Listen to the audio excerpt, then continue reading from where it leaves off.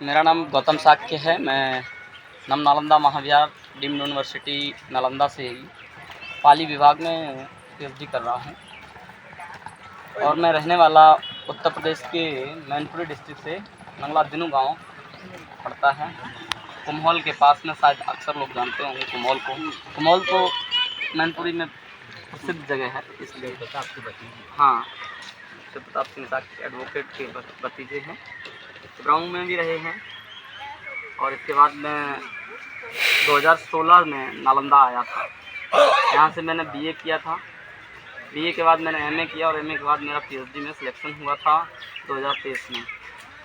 फिर मैं कंटिन्यू यहाँ से पीएचडी अभी चल रहा है पाली भाषा से। हम लोग जिस स्थान पे हैं और नालंदा के नाम से जाना गया। बुद्ध के समय में ही इसको नालंदा के ही नाम से जाना जाता रहा।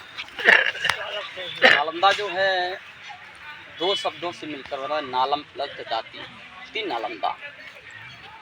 कहते हैं कि नालम मीन्स होता है कमल। कमल ज्ञान का प्रतीक होता है। ददाती मीन्स देने वाला। ज्ञान देने वाले स्थान को नालंदा कहते हैं।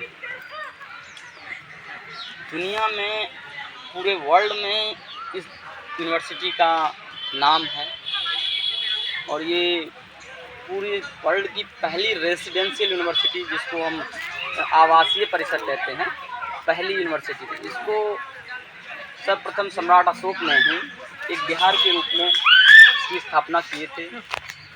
फिर आगे चल के राजाओं ने इसको विस्तृत रूप देते हुए इसका जीर्णों और बढ़ाते रहे। महाविहार को बढ़ाते बढ़ाते इसको पहले नालंदा महाविहार के ही नाम से जाना जाता है। नालंदा महाविहार।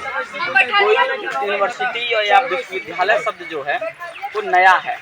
इससे पहले विश्वविद्यालय नाम का कोई चीज़ नहीं होता था, क्योंकि उस टाइम में महाविहार, एक विहार होता है, एक महाविहार, मतलब विहार हो गया छोटा, महाविहार हो गया बृहद स्तर पर। और जब अशोक के समय में 16-17 यूनिवर्सिटियों का जिक्र किया गया है। नालंदा, औदुंबपुरी, विक्रमशिला, तक्षशिला जैसी यूनिवर्सिटियों का जिक्र आता है। एक तिल्हाड़ा है यहाँ से बगल में ही, तिल्हाड़ा विश्वविद्यालय भी यहाँ के पास में 35 किलोमीटर की रेंज में है। तो नालंदा जो है इसलिए और प्रसिद्ध हुआ क्योंकि नालंदा में बाहर से लोगों का आगमन हुआ। जैसे चीनी यात्री वैनसांग, इत्सेंग, पायान, जो बाहर से विदेशी जो आया वो नालंदा में स्टडी करने के लिए आया। और नालंदा की जो परंपरा थी ज्ञान की, वो अपने देश में लेके गए। आज भी हम लोग कहते हैं चाइना हम लोगों के विचार के अधीन है। हम उसके वैसे तो अधीन नहीं कर पाए, लेकिन मेरे विचारों के अधीन आज भी चाइना है। चाइना आज बौद्ध धर्म को मानता है तो हमारे अधीन है। लेकिन चाइना में बौद्ध धर्म को ले जाने वाला वैनसांग जब चाइना में गया यहाँ से पढ़कर, तो उसने चाइना में बौद्ध धर्म को प्रचार प्रसार किया।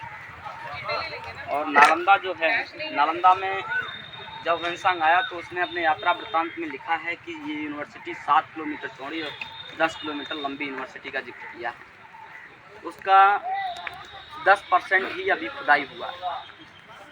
जो अभी आप शेष इसके देखेंगे उसका मात्र 10% खुदाई है और 90% गांव बस गए हैं। बगल में भी गांव है, आगे में भी गांव है, इधर उधर में गांव बसे हुए हैं। इस वजह से खुदाई नहीं हुई।